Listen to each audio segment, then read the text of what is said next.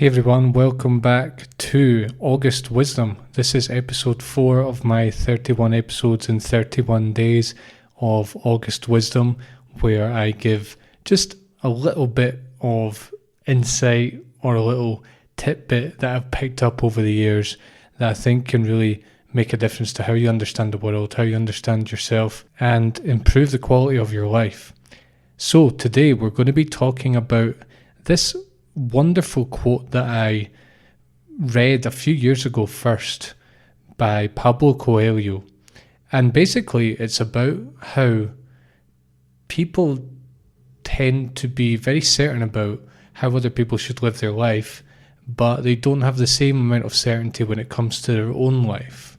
And this really fascinates me because it just explains how a lot of the time we spend, how much time we spend trying to fix other people and not fix ourselves or change ourselves. This is a Deep Psychology podcast. I'm Ross Edwards, author, coach, podcaster, and avid practitioner and teacher of psychology and spirituality.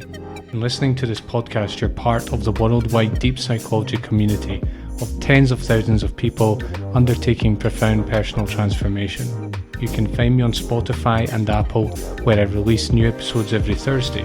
If you dig what I do and want to help the show grow, share this with a friend and leave a review. You can also go deeper with this work by training with me at deep-psychology.com. Let's get started.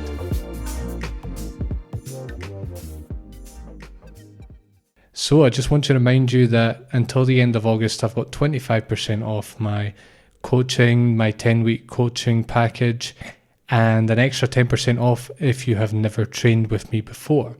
And I'd be very glad to work with you.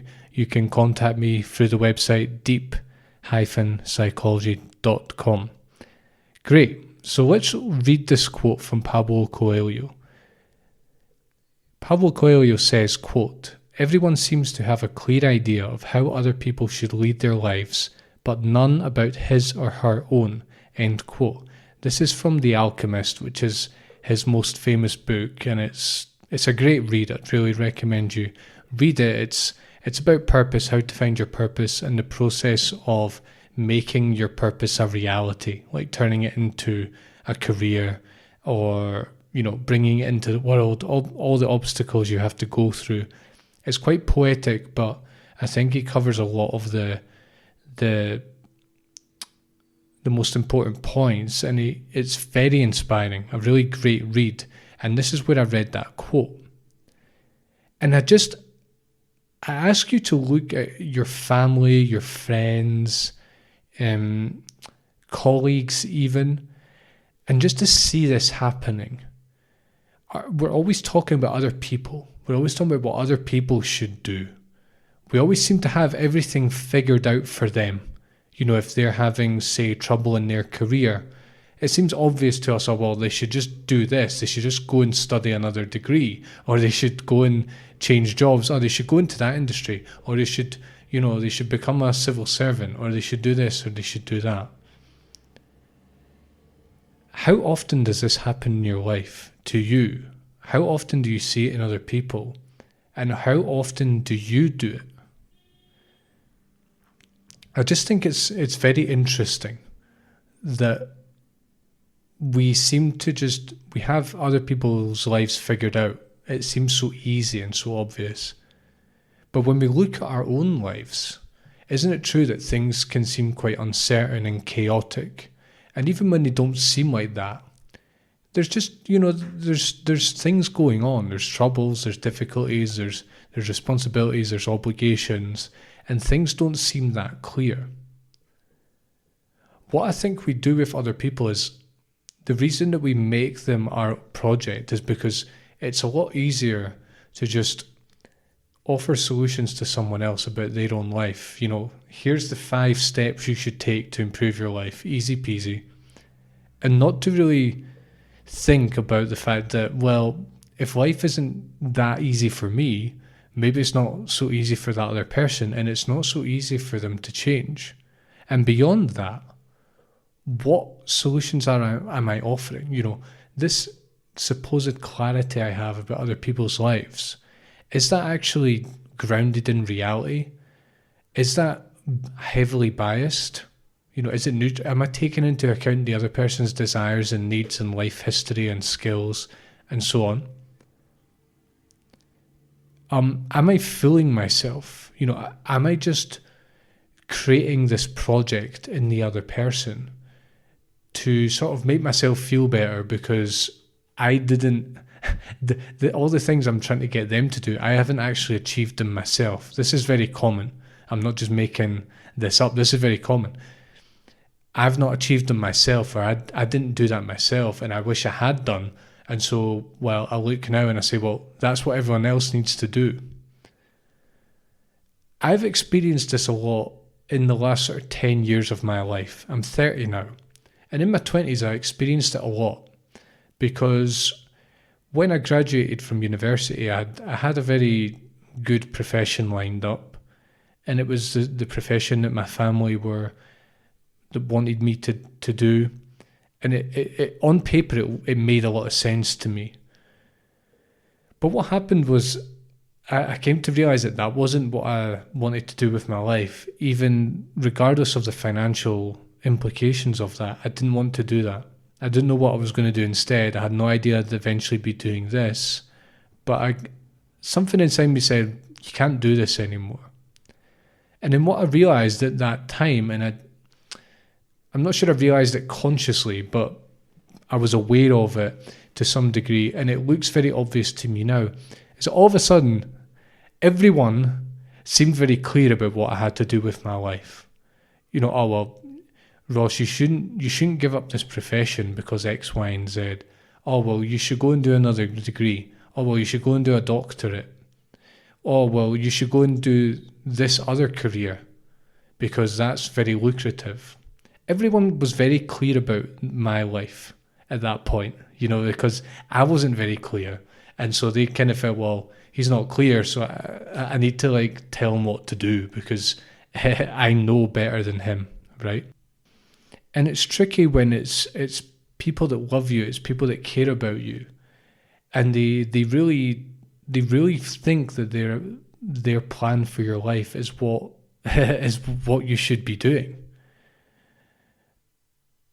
But part of me also kind of knew what Paulo Coelho was saying here about people are always very clear about other people's lives, but not about their own. And I realised that implicitly, I think, and I said to myself, well, when I look at their life, they don't seem to know what they're doing. They don't seem particularly happy in their career, for example, and they have all sorts of problems.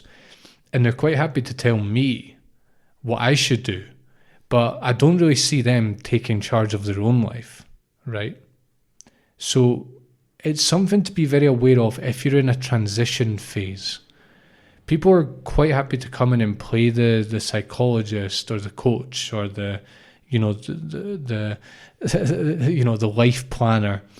They think they know when they actually don't, right? And also, on another level, is to look at when you do this to friends, when you do this to family, when you do this to colleagues, people that you're close to, and so on.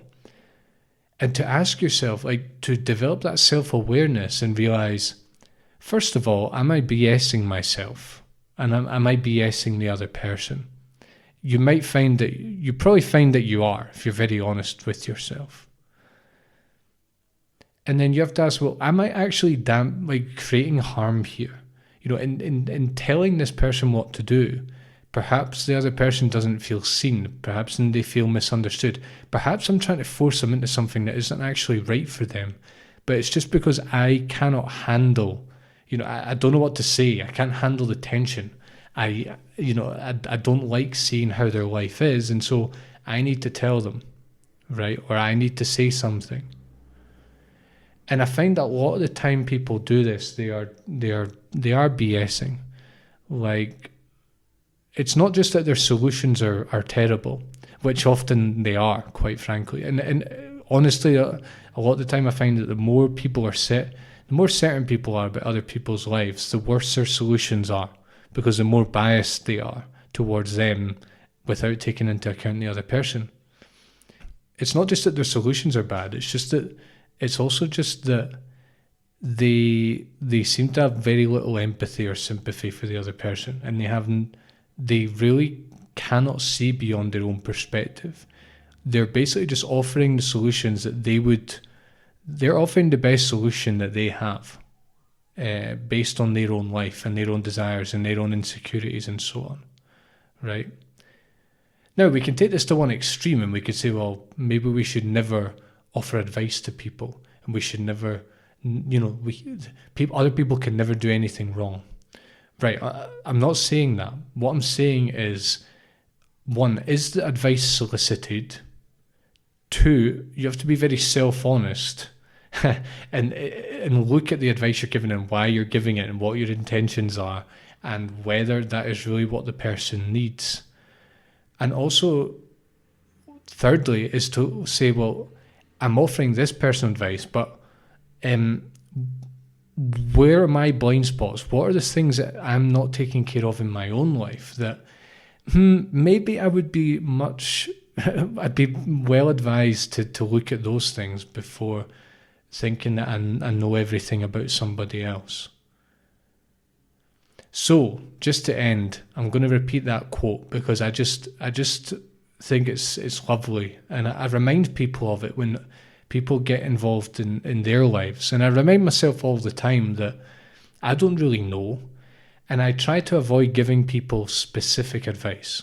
If people want advice, I give them quite general advice, and I try not to shove it down their throat. Not saying I'm perfect, but this quote reminds me. So just to end, quote, "Everyone seems to have a clear idea of how other people should lead their lives, but none about his or her own," end quote. All right, everyone, make sure to come back at 8 p.m. Central European Time, 7 p.m. British Time, and 2 p.m. Eastern Time for the next installment in August Wisdom, 31 episodes in 31 days with the Deep Psychology Podcast. Thank you, and I will see you tomorrow for the next installment. Thanks for listening. If you liked this episode, please leave a review and share with a friend. And if you'd like to go deeper, head to deep-psychology.com to join my training. Thanks for joining me, and I'll see you soon.